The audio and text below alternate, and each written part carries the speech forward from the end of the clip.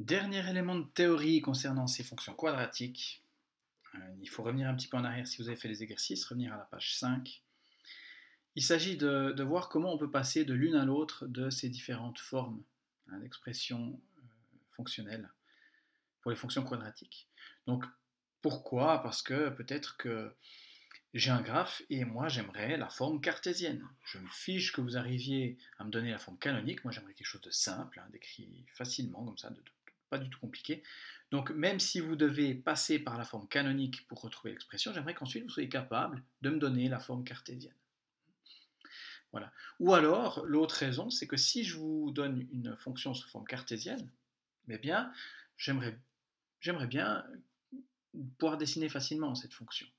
Ou identifier, je ne sais pas, le sommet facilement, même s'il y a du bx. Donc pour ça, ce que je fais, c'est que je transforme ça en forme canonique, et puis une fois que j'ai la forme canonique, ben là, je peux interpréter, puis je peux dire rapidement où est le sommet, que vaut l'ouverture, etc. Voilà. Petite remarque, la forme factorisée, donc on a les trois formes ici, forme cartésienne, forme canonique, forme factorisée. Je vous en ai fait cadeau jusque-là, donc je ne vais pas changer mon fusil d'épaule. Donc ceci ici, vous pouvez le mettre entre parenthèses, puisqu'on n'a pas vraiment traité la forme factorisée. Juste en un mot, vous allez voir que pour trouver la forme cartésienne, peu importe à partir de laquelle, c'est très simple. Et puis pour, à partir de la forme cartésienne, passer en forme factorisée, eh ben, c'est un lien avec les équations. Si vous regardez ça ici, ça doit vous rappeler quelque chose, ça ici, puisque c'est rien d'autre que la formule de Viette. Donc la formule de Viette, je vous rappelle, elle était là quand on voulait résoudre ax carré plus bx plus c égale 0. Ça ressemble quand même furieusement à ça. Donc voilà. Mais j'ai pas envie de partir dans les détails. Si ça vous intéresse, vous pouvez toujours lire ce qui est en dessous. Donc nous, tout ce qui va nous intéresser, c'est le passage de cartésienne à canonique et de canonique à cartésienne. Comme je vous l'ai dit, il y a un sens qui est très facile, c'est pour aller de la cartésienne à la canonique. Ah pardon, c'est le contraire. De la canonique à la cartésienne. Puisque ça se résume en un mot, c'est réduire. Donc ici, vous avez une expression qu'il faut distribuer, réduire, pour arriver à la forme cartésienne. On va faire un exemple, vous verrez que c'est très simple. Et puis l'autre sens, eh ben, ça va être simple aussi parce que je vais vous donner une formule et il vous faudra juste savoir l'utiliser. Donc la formule que je vous donne, c'est celle qui est là. Donc vous y avez droit, en imaginant qu'on retourne cette année en classe et que vous ayez un T là-dessus, eh ben, vous aurez droit à ces deux formules et je vais vous expliquer comment les utiliser, donc ça ne devrait pas poser de problème. Alors, allons-y pas à pas.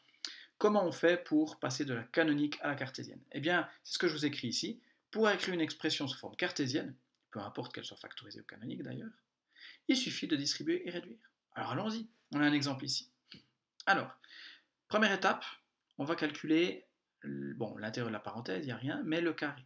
Donc c'est 5 qui multiplie. Alors là, si vous avez des bons souvenirs des identités remarquables, c'est bien, vous n'allez pas faire d'erreur. Sinon, n'oubliez pas que ça veut dire x-2 fois x-2, et qu'il faut distribuer, il y a un petit peu de travail. Mais donc vous avez un excellent souvenir des identités remarquables, c'est bien, on va en profiter. C'est donc x au carré, moins 2 fois x fois 2, donc moins 4x, plus 2 au carré, comme ceci. Et puis maintenant, on distribue le 5, alors 5 fois x carré, ça fait 5x carré. 5 fois moins 4x, ça fait moins 20x. 5 fois 4, ça fait 20, plus 1, 21. Et voilà, on est parti d'une expression, par exemple canonique ici, et on est arrivé à l'expression cartésienne, à la forme cartésienne, simplement en calculant, en réduisant, en distribuant. Voilà. Donc ça, ce passage est vraiment toujours facile. Et puis pour l'autre, alors, si on descend un petit peu sur cette feuille, tout d'abord, je vous parle de la forme factorisée. Donc ceci, comme j'ai déjà dit, cadeau. Si ça vous intéresse, n'hésitez pas à me contacter, puis je vous explique ça. Ensuite, on a la démonstration, la preuve de cette formule que je vous ai donnée pour la forme, le passage de cartésien à canonique. À nouveau, je vous en fais cadeau étant donné les circonstances. Vous voyez que c'est assez technique, c'est pas très joli. On va nous se contenter d'utiliser cette formule. Alors, comment on utilise cette formule? Donc le tout, c'est de trouver D et E. Je vous rappelle que la forme canonique, c'est ce qui est ici. Hop. Donc si j'ai A, D et E, c'est gagné. Alors ici, A, je le connais déjà. A, c'est 2. Donc il faut trouver D et E. Alors comment on fait ça? Eh bien la première formule me donne D. Pour faire D, je fais, alors déjà identifions, ici A vaut 2, B vaut moins 4, C vaut 5. Alors,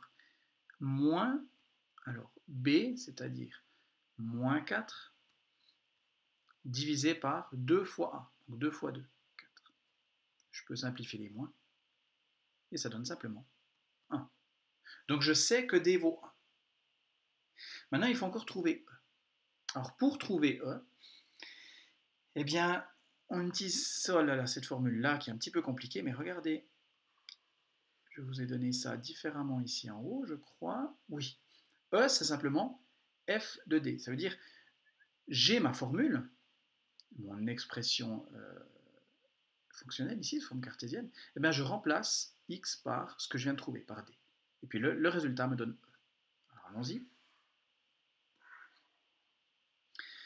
Donc, ma formule, mon expression fonctionnelle est là, je remplace x par 1. Alors j'y vais. 2 fois 1 au carré, moins 4 fois 1 plus 5. Qu'est-ce que ça fait tout ça? J'ai vraiment remplacé x par 1.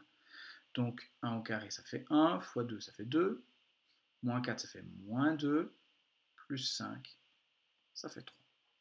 Et donc j'ai trouvé D et E. Et je peux écrire ma fonction avec cette formule ici.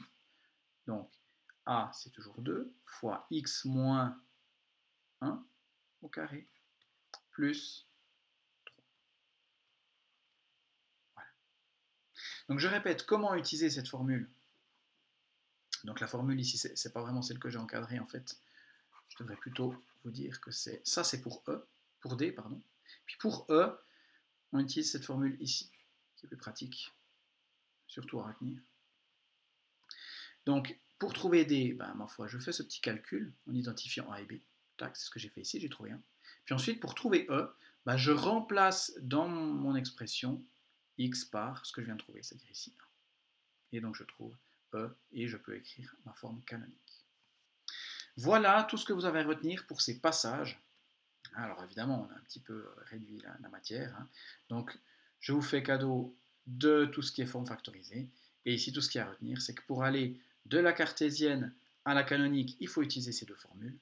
Et puis pour aller de la canonique à la cartésienne, on réduit, tout simplement.